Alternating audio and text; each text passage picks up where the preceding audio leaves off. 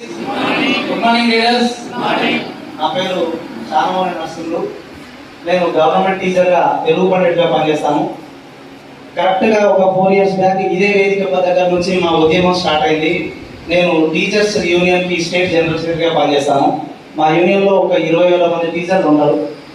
20 సంవత్సరాలుగా నెరవేరని కళను నెరవేర్చుకోవడం కోసం ఈ వేదిక నుంచే ప్రారంభించడం జరిగింది. రీసెంట్గా మీరు అందరూ విని ఉంటారు, అందరికీ ట్రాన్స్ఫర్స్ ప్రమోషన్స్ కూడా వచ్చాయి. అందువల్ల నా బిజినెస్ కాస్త 2 months లేట్ అయింది. ఈ బ్రాంచ్ డైరెక్టర్ 2 months ముందే కావాల్సి ఉంటుంది. అయినప్పటికీ ఇదే వేదిక మళ్ళీ భగవంతుడు ఇచ్చినటువంటి అవకాశంగా భావించి ఒక బ్రాంచ్ డైరెక్టర్గా ముందుగానే స్టార్ట్ అయ్యి ఇక నుంచి నా ప్రయాణం బిజినెస్గా కొనసాగుతుంది.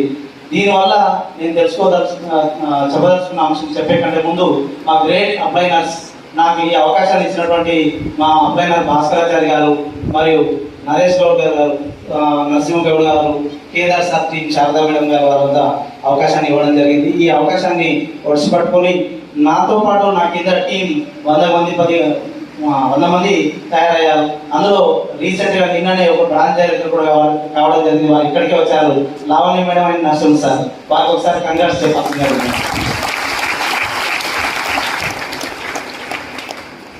నేను ఒకే ఒక అంశం చెప్పదలుచుకున్నాను. నిన్న భీమ్ మేడం చెప్పిన, అరుంధతి మేడం చెప్పిన, సరస్వతి మేడం చెప్పిన, ప్రొడక్ట్ నాలెడ్జ్ ఇచ్చిన రోజు మన మన్సూర్ సార్ ఆయన సత్యం సార్ మాకు చెప్తూనే ఉన్నారు. అవన్నీ మాట వింటూనే ఉన్నాం. నేను చెప్పడానికి కాదు, నేర్చుకోవడానికి వచ్చా అని చెప్పి విజ్ఞప్తి చేస్తున్నాం మీ అందరికీ. మనం నేర్చుకుందాం, నేర్పిద్దాం. దీనివల్ల చాలా ఫ్యూచర్ ఉంది. డైరెక్ట్ సెల్లింగ్ సిస్టంలో టీచర్ అయినా, డాక్టర్ అయినా, లాయర్ అయినా, పోలీస్ అయినా, ఎవరైనా పర్వాలేదు, మనం 10 మందికి సహాయం చేయొచ్చు. 3 generation ప్లాన్ అనేది చాలా బాగా నచ్చింది. అంతేకాదు ఇతర మార్కెటింగ్ కంపెనీలు ఎన్ని ఉన్నప్పటికీ క్యారీ ఫార్వర్డ్ అవుతూ మళ్ళీ మనల్ని ఎప్పటికప్పుడు బూస్ట్ ఇస్తూ ముందుకు తీసుకుపోయేటటువంటి అంశం. కాబట్టి ఇంత గొప్పనైనటువంటి అవకాశం మీకు మాత్రమే, మనకు మాత్రమే లభించింది. దీన్ని ఎంతో మందికి అందిద్దాం.